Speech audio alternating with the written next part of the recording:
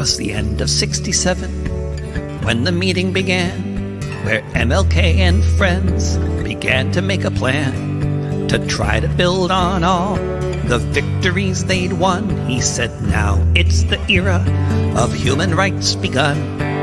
All across the country, people organized, and all across the country, so did the FBI, to derail and disrupt, by press and by gun, the poor people's march on Washington. Walks were planned all across the country to head to the Capitol, stay until victory, armed with an economic Bill of Rights. Indians, Chicanos, blacks and whites, together in a struggle for a guaranteed income, for housing, for jobs.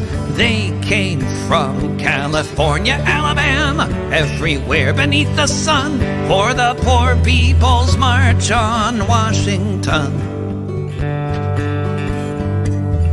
On Mother's Day, 1968, they'd set up camp to challenge the United States to live up to its convictions, prosperity for all. The plan was not to leave until they saw injustice fall. To destroy this movement, the state did its very best, as the historical record abundantly attests. But what lengths they would go to make sure that they won against the poor people's march on Washington.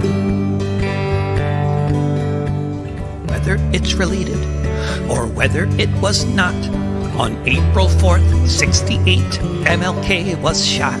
What the future might have held if he lived to go, unfortunately this world will never know. Resurrection City was built on Mother's Day. A month later, mass arrested and taken away. That's what happened, it's all true.